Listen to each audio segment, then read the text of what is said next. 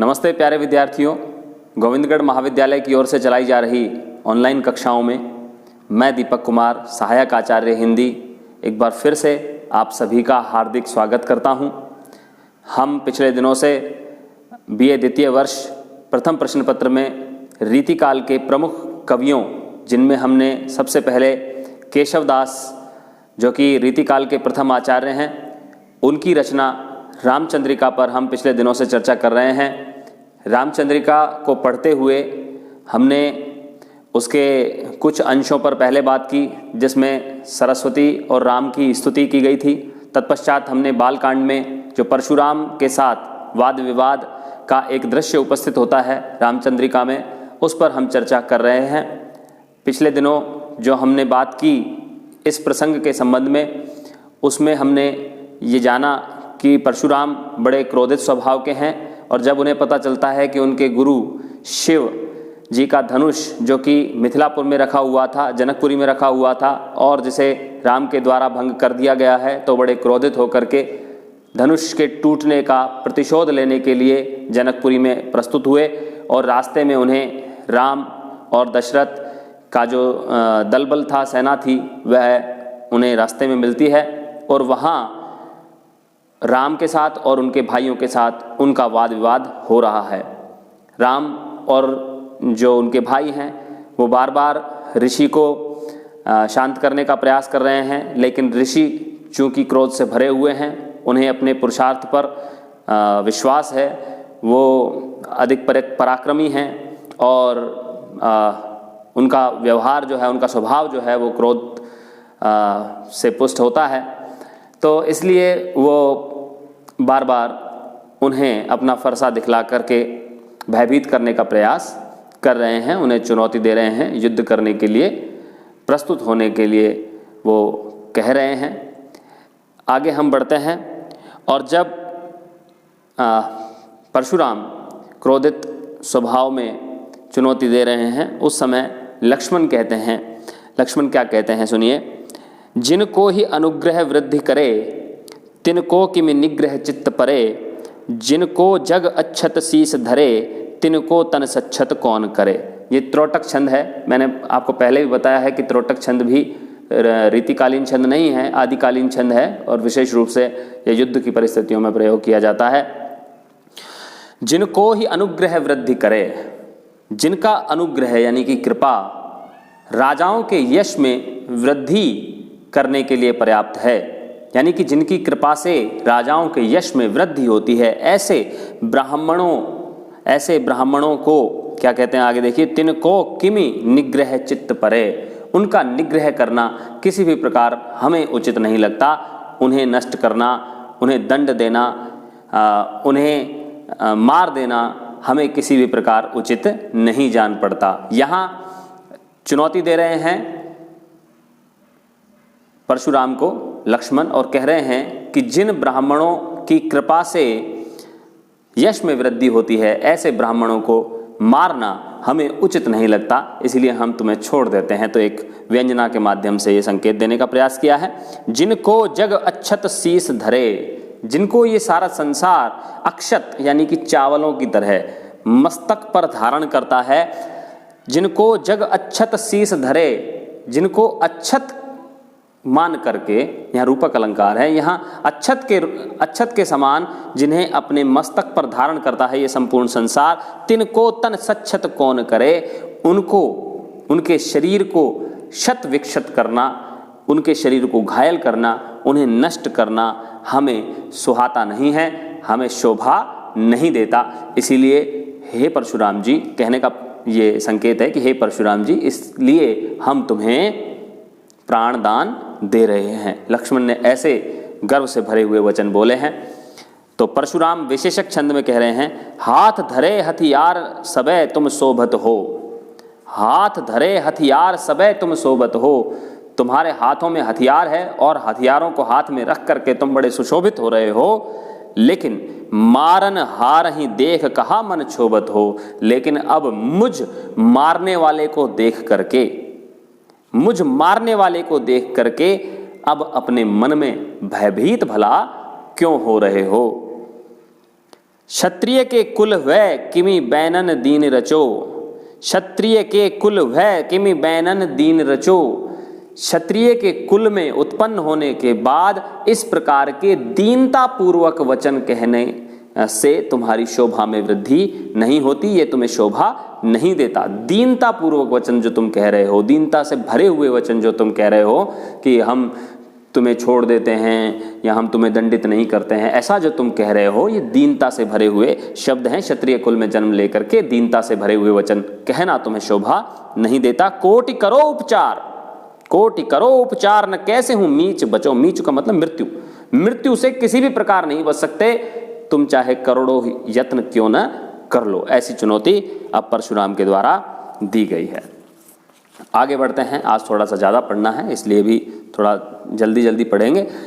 शेष जो विशेष के रूप में जो और संदर्भ और प्रसंग वही चल रहा है, इसीलिए बहुत ज़्यादा समस्या नहीं है। यहाँ कौन सा रस है ये भी आप जानते हैं, हम बार बार बात करते आ रहे हैं, क्योंकि एक ही प्रकार का प्रसंग है तो एक ही प्रकार की भाव भूमि पर रचा गया है। तो कला पक्ष में बीच में जो महत्वपूर्ण बात आएगी मैं बताऊंगा। लक्ष्मण कह रहे हैं क्षत्रिय वै गुरु लोगन के प्रतिपालन करे। क्षत्रिय जो होते हैं लक्ष्मण, अब वो क्योंकि एक उपदेश मिला है परशुराम का, तो उस उपदेश का जवाब दे रहे हैं और कह रहे हैं कि क्षत्रिय होकर गुरु लोगों का प्रतिपालन करना, पालन पोषण करना क्षत्रियों का धर्म होता है। भूली हूं तो तिनके गुण अवगुण जी न धरे। भूल कर भी हम उनके गुणों को और अवगुणों को अपने चित्त में धारण नहीं करते हैं, उन पर कोई किसी प्रकार का दोषारोपण नहीं करते हैं। तो हमको गुरु दोष नहीं अब एक रति, तो हमको गुरु दोष नहीं अब एक रति। इसलिए हम पर अब तक एक बार भी गुरु का अपमान करने का दोष नहीं लगा है। जो अपनी जननी तुम ही सुख पाई हती, लेकिन तुम्हें ऐसा कोई सौभाग्य नहीं मिला, क्योंकि तुमने तो अपनी जननी को स्वयं ही मार कर आनंद प्राप्त किया था, सुख प्राप्त किया था। ऐसा परशुराम को लक्ष्मण कह रहे हैं। लक्ष्मण का यहाँ संकेत है, जो परशुराम जी हैं, परशुराम जी के पिता जमदग्नि थे, एक बड़े ऋषि थे, महाराज महर्षि भृगु के पुत्र थे जमदग्नि, और जमदग्नि की पत्नी थी रेणुका, जिनके ये पुत्र थे। ऐसा कहा जाता है कि रेणुका एक बार किसी गंधर्व पर आसक्त हो गई थी, किसी शासक पर, राजा पर। पहले गंधर्व कहा जाता था, जो देवता और गंधर्व होते हैं। तो इस तरह से गंधर्व पर वो आसक्त हो गई थी और पानी लेने गई थी या किसी कार्य से गई थी, और जहाँ वो गंधर्व था वहीं कुछ देर के लिए ठहर गई थी। तो जब वह देर से लौटी तो उनके जो पति थे जमदग्नि, परशुराम के जो पिता थे, वो उन पर बड़ा क्रोधित हुए और उन्होंने अपने पुत्रों से कहा कि तुम अपनी माता को दंड दो, अपनी माता का गला काट करके मेरे समक्ष प्रस्तुत करो। तो जब सारे पुत्रों ने इस कार्य के लिए मना कर दिया, क्योंकि परशुराम अपने पिता के बड़े आज्ञाकारी पुत्र थे, हालांकि पौराणिक कथाओं में ये ठीक जान पड़ सकता है, लेकिन आज की स्थिति में ये उचित नहीं है। लेकिन जैसा पौराणिक कथा है मैं वैसा आपको बता रहा हूँ कि जमदग्नि ने जब कहा कि रेणुका का वध किया जाना है, तब परशुराम ने ये बीड़ा उठाया और वो अपनी माता का गला काटने के लिए प्रस्तुत हो गए। लेकिन जब उनके भाइयों ने इसका विरोध किया तो उन्होंने अपने भाइयों के भी गले काट दिए और अंत में उन्होंने अपनी माता रेणुका का भी गला काट करके उनकी हत्या कर दी, वध कर दिया। तत्पश्चात जमदग्नि बड़े प्रसन्न हुए अपने पुत्र की आज्ञाकारिता पर, तो उन्होंने उनसे कहा कि मांगो क्या वर चाहिए।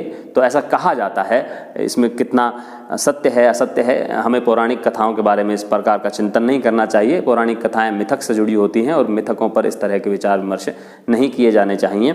तो उन्होंने कहा कि मुझे एक ही वरदान चाहिए कि मुझे मेरे भाई और मेरी माता जीवित चाहिए, आप उन्हें पुनः जीवित कर दीजिए। तो कहते हैं कि जमदग्नि ने उन्हें पुनः जीवित कर दिया था। तो ये एक आरोप उन पर लगता रहा है कि उन्होंने अपनी माता की हत्या की थी, तो मातृद्रोही भी परशुराम को इसलिए कुछ लोग कह देते हैं।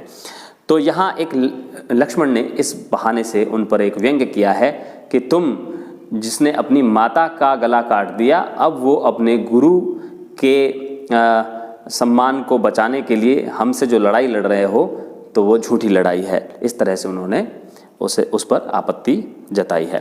परशुराम आगे कह रहे हैं, विजय छंद में कह रहे हैं, और अपने परशु का मतलब होता है फरसा, फरसा पकड़ने वाला राम को ही परशुराम कहा जा रहा है। तो परशु को संबोधित करते हुए उन्होंने कहा है, लक्ष्मण के पुरखान कियो पुरुषार्थ सो न कहो परई।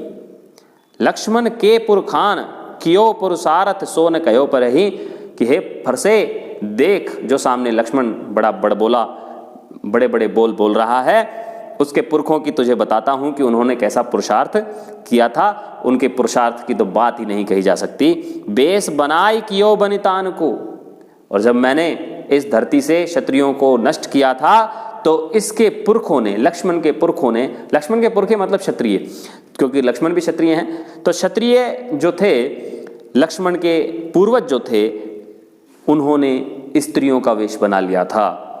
क्योंकि परशुराम ने उस समय यह प्रतिज्ञा की थी कि स्त्री, बच्चे और वृद्ध को छोड़ करके वो किसी भी क्षत्रिय को जीवित नहीं छोड़ेंगे। तो वो कह रहे हैं कि देखो मैं तुम्हें बताता हूँ, अपने फरसे को बता रहे हैं, और बता फरसे को रहे हैं, लेकिन फरसा तो क्या सुनेगा। इस माध्यम से वो पूरे समाज को बताना चाह रहे हैं कि हे फरसे, तुम इस लक्ष्मण की पूर्वजों की कहानी तुम्हें बताता हूँ कि ये कितने बड़े बलशाली थे। इन्होंने अपने प्राण बचाने के लिए स्त्रियों के कपड़े तक धारण कर लिए थे। देखत केशव ज्यों हरई। केशव दास कहते हैं कि जब इन्होंने ये देखा कि प्राण दंड उन्हें मिलने वाला है, उनके प्राण उनसे लिए जाने हैं, हरण किए जाने हैं, तब इन्होंने वस्त्र पहन करके स्त्रियों के अपने प्राण बचाए थे। कूर कुठार निहार तजे फल, ताको यहे जो हियो जरई। और हे क्रोधित स्वभाव के मेरे क्रूर फरसे, तुम देखो कि उन्हें छोड़ने का आज हमें ये फल मिल रहा है कि ये आज हमारे हृदय को जला रहा है। ऐसे अपमानपूर्ण वचन कह करके ये बता रहा है कि उस समय अगर इनको नहीं छोड़ा होता तो आज ये हमारे हृदय को जलाने के लिए जीवित नहीं होता। आज तो कहें बंधु महाधिक, आज तो हे मेरे भाई, फरसे से कह रहे हैं कि हे मेरे भाई, आज तुझे महाधिक्कार है अगर क्षत्रिन पे जो दया कराई। आज तूने अगर ऐसे क्षत्रियों पर थोड़ी भी दया दिखाई तो आज तुझे महाधिक्कार है, तुझे बहुत धिक्कार है कि अगर तूने आज एक भी किसी क्षत्रिय को छोड़ दिया। तो इस तरह से वो क्रोध कर रहे हैं। आगे देखें, गीति का छंद है। गीति का छंद में परशुराम आगे स्वयं कह रहे हैं कि तब एक विंसति बेर में बिन छत्र की पृथ्वी रची। तब एक विंसति बेर में बिन छत्र की पृथ्वी रची। मैंने 21 बार क्षत्रियों से विहीन की है धरती। इसकी भी एक कहानी है। सहस्त्रबाहु अर्जुन नाम के एक बड़े राजा हुए हैं, प्रतापी राजा हुए हैं, आज तक भी उनके मंदिर भी मिलते हैं।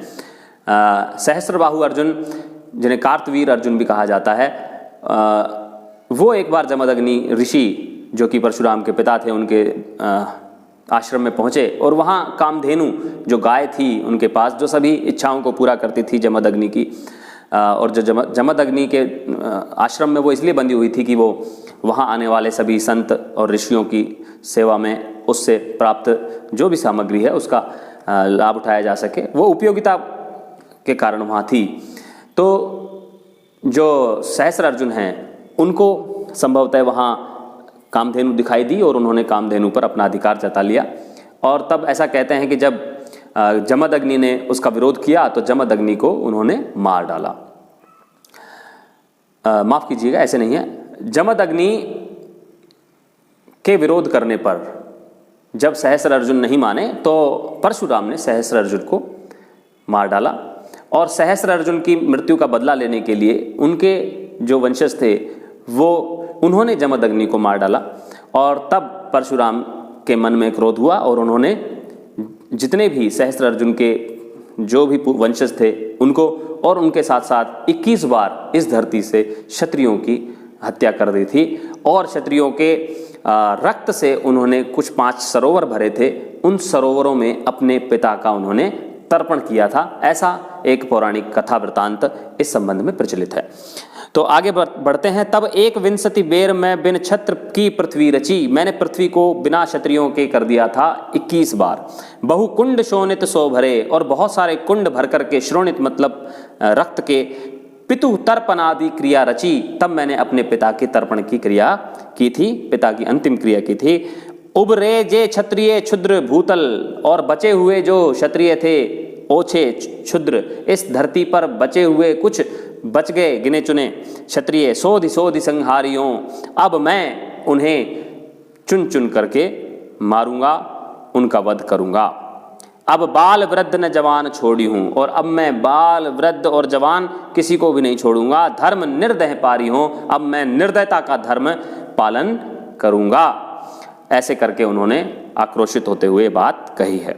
आगे बात करते हैं। राम एक दोहा छंद है, उसमें कह रहे हैं, भृगुकुल कमल दिनेश सुनी ज्योति सकल संसार। हे भृगुकुल के कमल, हे भृगुकुल के कमल रूपी दिनेश, यहां पर रूपक अलंकार है। सुनी ज्योति सकल संसार, तुम्हारी ज्योति को सारा संसार जानता है, तुम्हारे प्रकाश को सारा संसार जानता है। क्यों चली है इन शिशु पे डारत हो जस भार, भला तुम क्यों इन शिशुओं के साथ इन बच्चों के साथ युद्ध करके अपने यश को गंवाना चाहते हो। राम ने भी अब चुनौती दे दी है। परशुराम कह रहे हैं, सोरठा छंद है, सोरठा में 13 मात्राएं होती हैं।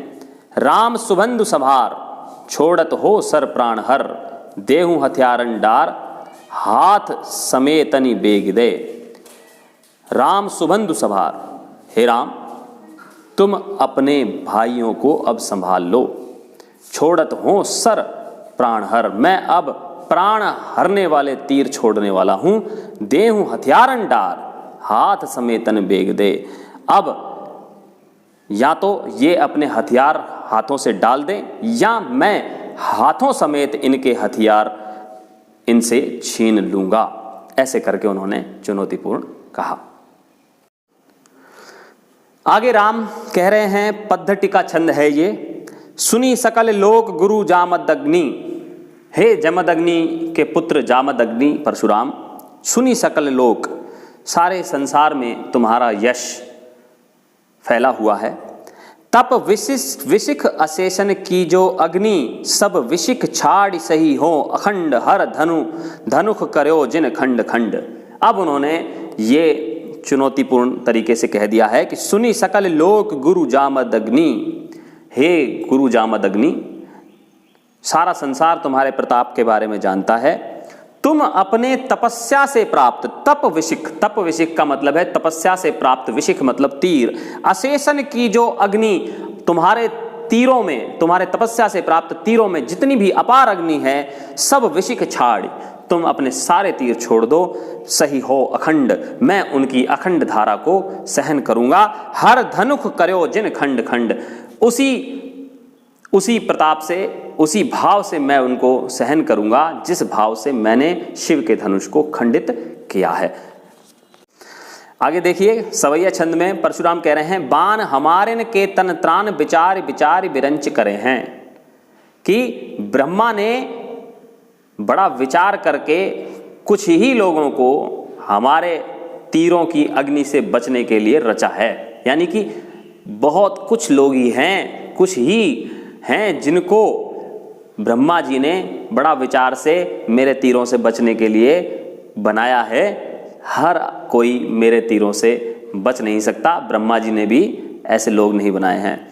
गोकुल ब्राह्मण नारी नपुंसक, 4 तत्व बता दिए उन्होंने। गोकुल गाय हो, ब्राह्मण हो, नारियां हो या नपुंसक, ऐसे जो लोग हैं और जो 3 वचनों के साथ मेरे सामने प्रस्तुत होते हैं, उन्हीं पर केवल मैं दया करता हूं, मेरे तीर दया करते हैं, और किसी पर किसी प्रकार का दया भाव मेरे तीरों में उनके प्रति नहीं मिलता है।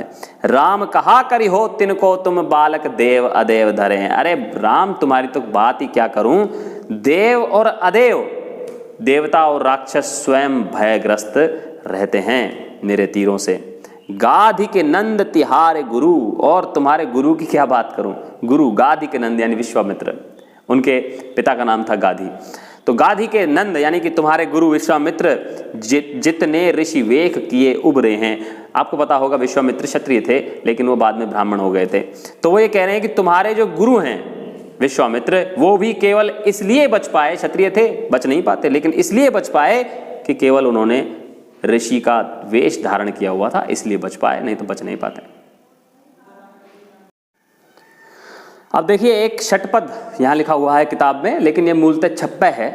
छप्पय छंद आदिकाल का एक प्रमुख छंद है और पृथ्वीराज रासों में हम देखते हैं जो सबसे सुंदर प्रयोग किसी छंद का हुआ है तो वह छप्पय छंद का हुआ है। चंद बरदाई ने पृथ्वीराज रासो लिखा है, उसमें छप्पय छंद का बहुत सुंदर प्रयोग मिलता है। इन्होंने भी छप्पय छंद का प्रयोग किया है। और राम कह रहे हैं, अब राम कह रहे हैं, बड़े क्रोधित होकर के कह रहे हैं। और छप्पय छंद की ये एक प्रकृति मानी जाती है कि वो वीर रसात्मक रचनाओं में काम आता है, प्रयोग किया जाता है। मगन भयो हर धनुष साल तुमको अब साले, मैंने बड़े आनंद से शिव धनुष को तोड़ दिया है, इसलिए मैं तुम्हारे हृदय को अपार कष्ट दे सकता हूं या दे रहा हूं। यानी कि वह कहना चाहते हैं कि मैं राम जिसने शिव के धनुष को बड़े आनंद के साथ तोड़ दिया, तुम्हारी मेरे सामने क्या बिसात है। अब सीधा आ गई है बात। आगे देखें क्या कह रहे हैं। वृथा होई विधि सृष्टि ईस आसन ते चाले, और अब मैं अपना प्रताप इस तरह से दिखाऊंगा कि ये सारी विधाता की सृष्टि वृथा हो जाएगी, नष्ट हो जाएगी। ईस आसन ते चालें, और महादेव भगवान शंकर का भी आसन से उनका भी आसन हिल जाएगा, डिग जाएगा। सकल लोक संहरहूं शेष सिर ते धर डोले, और सारे संसार का मैं संहार कर दूंगा। और शेष सिर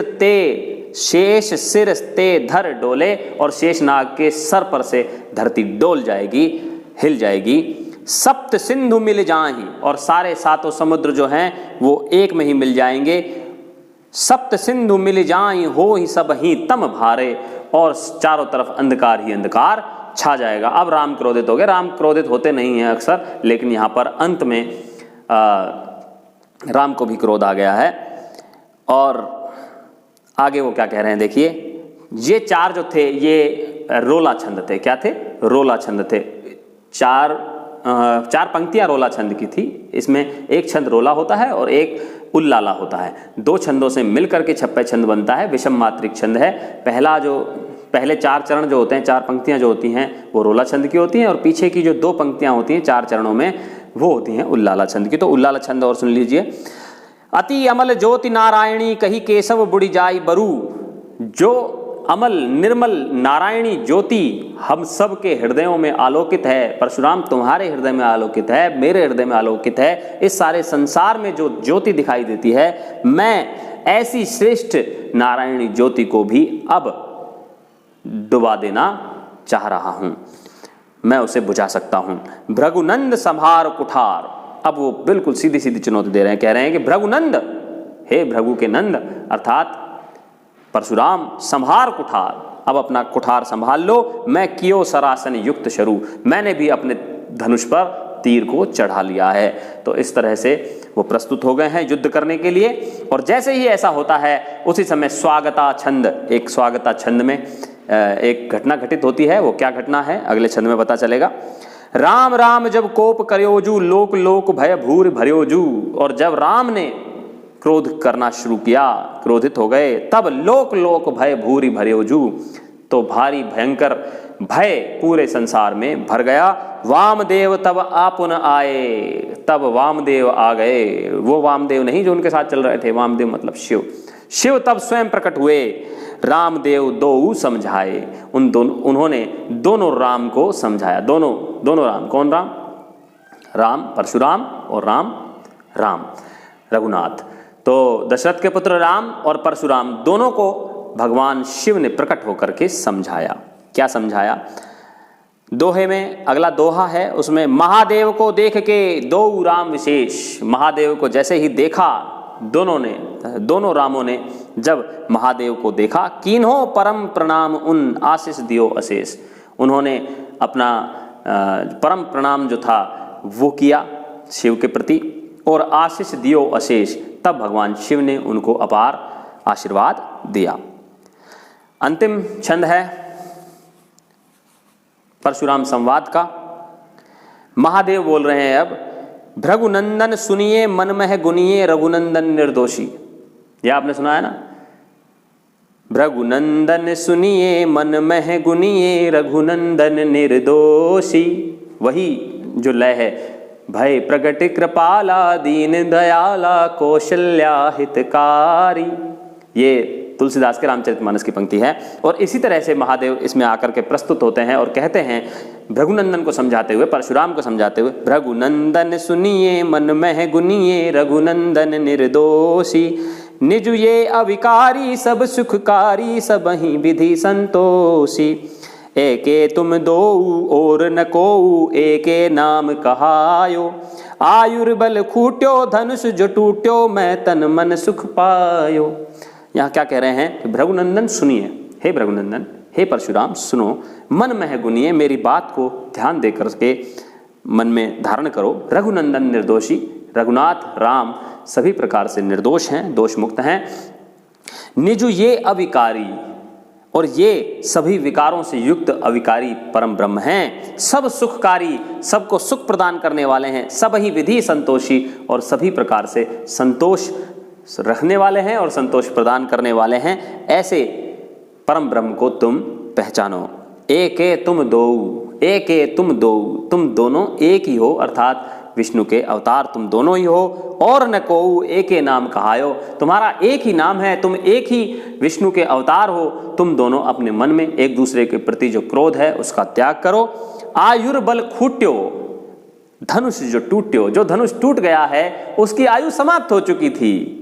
वो धनुष पुराना हो गया था, उसकी आयु समाप्त हो चुकी थी।